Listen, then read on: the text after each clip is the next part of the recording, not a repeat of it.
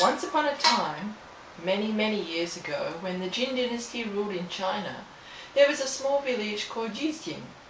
The people from Jixing were honourable and hard-working and generally enjoyed life, except for one thing that made their life often intolerable. And this one thing was a young man named Zhou. Zhou had lost his parents when he was a very young boy and had grown up by himself. He was strong and able, but quite wild and irresponsible. He tormented the villagers and their children by playing tricks and scaring them. He would often bully and fight with people just to show how strong he really was, and created chaos wherever he went. Well, the years went by and Zhou became worse and worse until the villagers could take no more.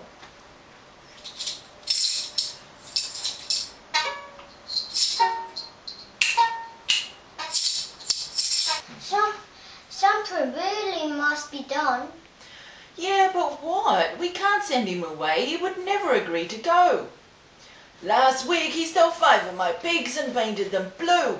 When I confronted him about it, he said they weren't my pigs, that the emperor had given them to him, and they were magic pigs. And yesterday he cut the hair off my daughter while she lay sleeping beside the river. And he took my new wooden horse and chopped it up for firewood. What with all the problems we already have with the tiger and the dragon, it's really becoming too unbearable. What are we going to do? Shh! Speak of the devil himself. Here he comes.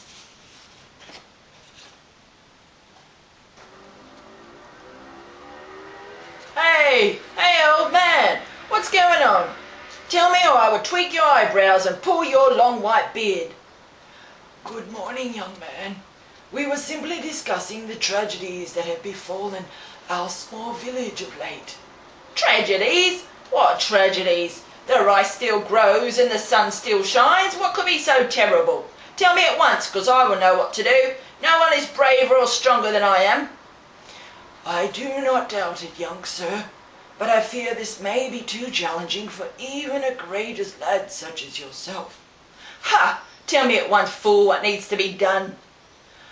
I'm afraid there are 3 terrible misfortunes that trouble us poor village folk. One is a terrifying tiger that threatens the travellers and prevents the people to come and go and trade with neighbouring villages. The second is the dreaded dragon that burns our grain and eats our livestock. Life would surely be easier without these troublesome beasts. Ha! Say no more, old man. I can kill these monsters with my bare hands. Like I said, I'm stronger and braver than any man alive. I will set out at once and destroy them.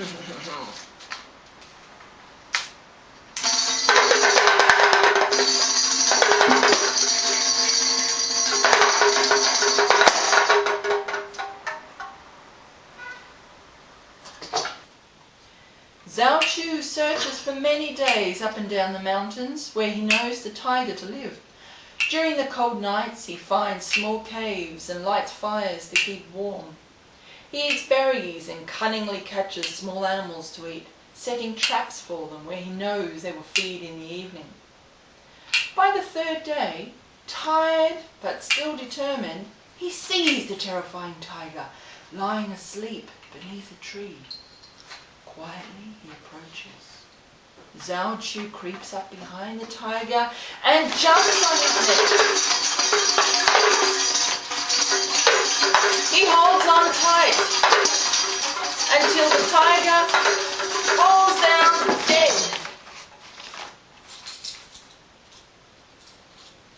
Zhou sits down behind a tree.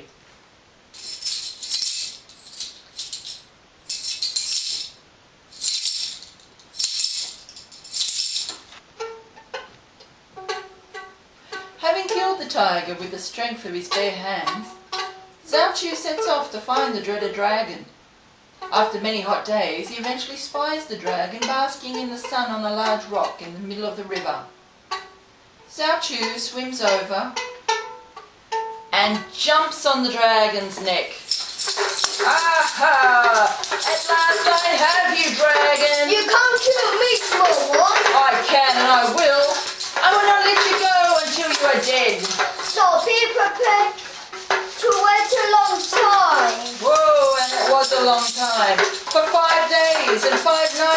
Zhou hung on tight to the dragon's neck, while the dragon bucked and kicked and banged and flew in a fury and fell through the skies against trees and mountains, whirling and twirling and breathing fire and smoke, until, completely exhausted, the dragon dropped down dead.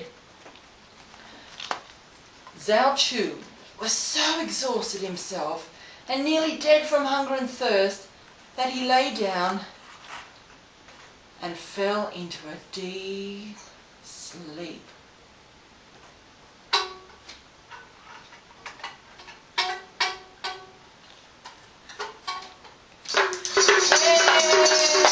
Yay!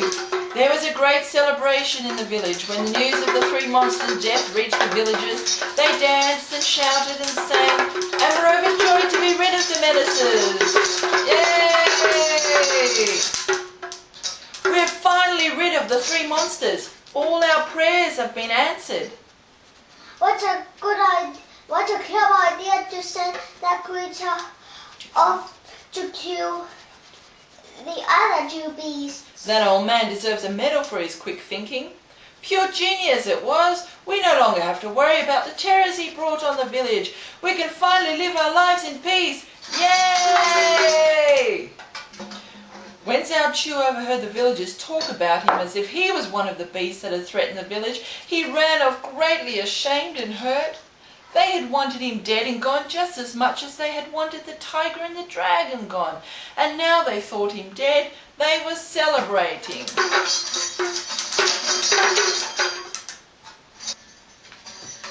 A heavy stone lay deep inside Zhou's heart, and he wondered for many hours, thinking profoundly and sadly for the first time in his life, and reflecting on the things that he'd done to make them hate him so.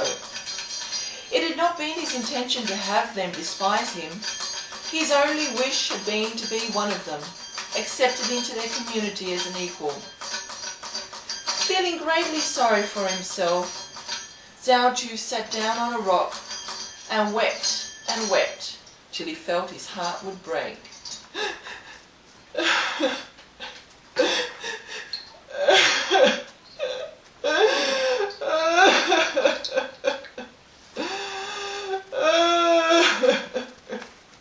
What can it be that makes such a strong young man weep as though the world itself were coming to an end?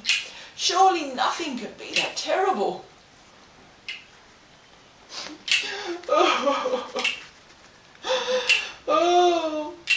Zhou told the sage Lu Yang what had happened, and the wise man stroked his long grey beard and nodded his head.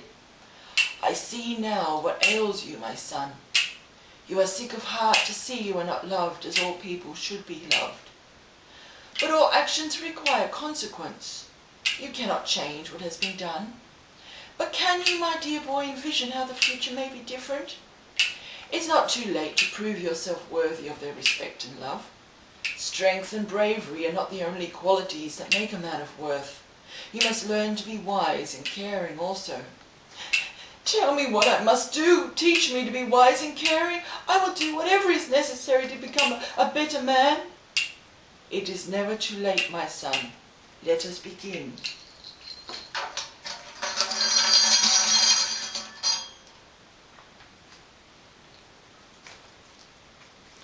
So Zhou lived with Yulan for 3 years, growing wiser and learning each day the ways of the world and the disciplines required to be a man of knowledge and compassion. When after this time the people from the village, Zhijing, saw him, they were amazed. Zhou devoted his life to learning and helping others. He eventually became a very important official and served his people lovingly and loyally.